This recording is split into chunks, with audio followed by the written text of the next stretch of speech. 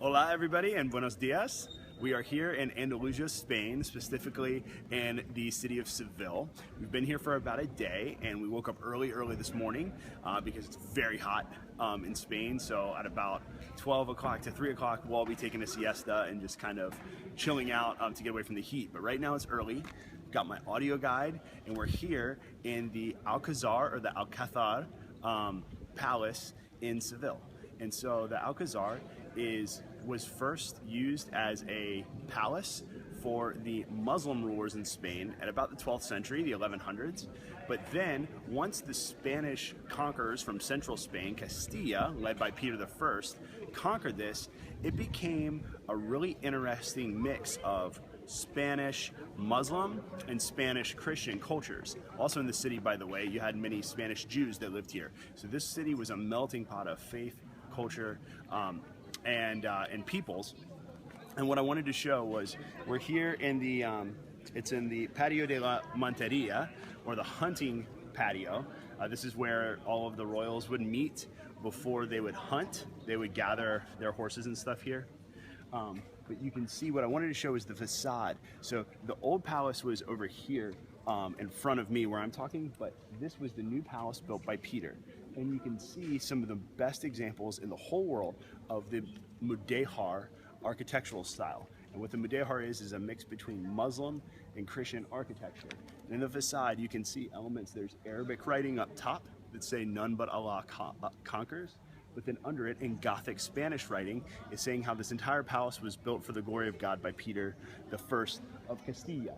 And you'll see everything here through that ornate concrete work and the porcelain and the patio work that's very Sevillano, like from the city of Seville. But then up that white and blue is representative of the city of Toledo. And then under it with those columns,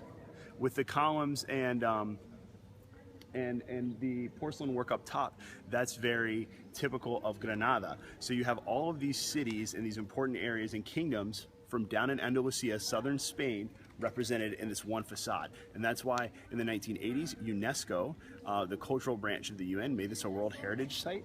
It's also why you'll never see a Spanish flag or a national flag anywhere at a UNESCO World Heritage Site. When we were at Olympia, you can't fly the Greek flag because it belongs to the world. So we're gonna go inside and see a little bit more, but this seemed like a good place to film. I hope the audio is okay. I'm going off an iPhone, but thanks so much for tuning in. So now we're inside the palace, and this is the Patio de las Doncellas, or the Maiden's Patio or Maiden's Courtyard.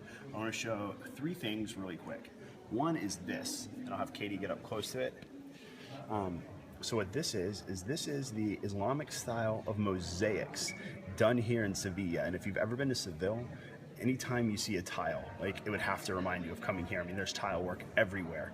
And what they did is they took the Roman and the Byzantine/Greek idea of making mosaics, but here they would cut each piece individually. One of the things that you can tell how this is Muslim is because none of these will ever depict anything. Now, in Islam, you're not supposed to depict any religious figures in any way with drawings or paintings or anything like that. But what that did with their culture is all of their art became along those same lines. So even though you could draw a picture of a sultan or something, because it wasn't against their religion, you just wouldn't do it. They didn't draw people, but what they did was they got really into geometric patterns. That's why Muslim cultures tend to be very good and very expressive with this type of artwork, things that are decorative, like a rug or this type of mosaic. And so that was brought in with this Mudéjar style, even though this was built by Peter I and other Spanish kings. Cool fun fact about here, the kings and queens of Spain still call this their palace when they come south to Sevilla from Madrid. Okay, so I want to show one more thing. These arches are very, very Mudéjar as well. And you see this courtyard is just gorgeous. And they're arches made by lots of smaller arches. And this is very common and only really done in the Mudéjar Spanish style of architecture. But then finally, so you can tell it's European, and I'll see if we can get this on video, so I'll talk about it and then zoom in. You're going to see heraldic imagery, which is very common of like the Middle Ages. And so what this does is these are the shields and the crest of different rulers. If you can see, there's one that has two columns. That's for Charles V of Spain, who you may remember. He's one of the most powerful rulers of all time, 16th century Spanish / most of Europe ruler. And he had those two columns, the columns of Hercules, that symbolized the power of Spain, especially in the 1600s, that their empire was able to straddle both Europe and the Americas. And Sevilla is really the central seat of that Spanish power. So that's why you'll see a lot of things here. And this, besides all that, this courtyard has orange trees, it has water elements. It's just a beautiful, beautiful place to be. All right, so here we're at the banquet hall. So we're at the second level here of the Alcazar.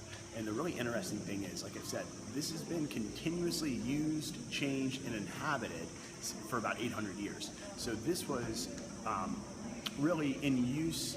It was created a little bit before the time of Charles V, which is the early 1500s. But this is going to be more Gothic. It's going to look less Mudéjar, it's going to look less Islamic, and it's going to look much more European. So if you can take a look at how Gothic, with the archways it is, and then the giant tapestries, and these tapestries would have been extravagant, insanely expensive. There's gold woven into them. They're from all the places of Spain's conquest. And really, it's probably fair to say that 1525-ish, right about the time of Charles V of Spain, also Charles V, who was the Holy Roman Emperor, this is probably the height of Spanish power in both the New World and in Europe. For about 100 years, you'd have this golden age of Spain, and then the balance of power started to switch to France and England with their colonies and everything there. But this is really cool because this is where Charles V was married. And he was married to Isabella of Portugal, and the union of Spain and Portugal really showed the Iberian Peninsula becoming one, and two, the major powers in the New World and the maritime powers, the naval powers, becoming a force. So it was done here. You can imagine a huge banquet, and something really cool is you can look out here and see the gardens of the Alcazar, which we haven't even touched yet. We've been in here for about an hour and 15 minutes, and we've maybe seen a third of it. This place is amazing.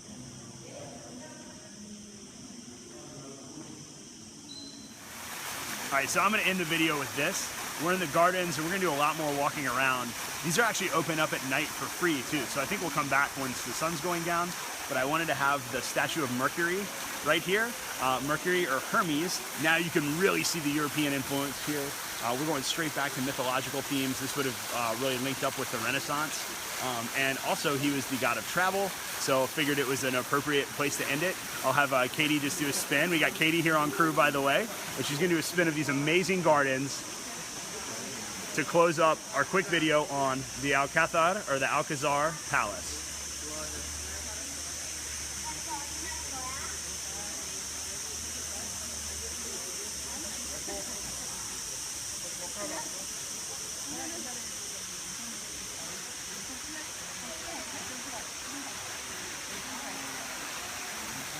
A little bonus footage, getting on my crocodile Anna, a peacock in the gardens of the Alcazar.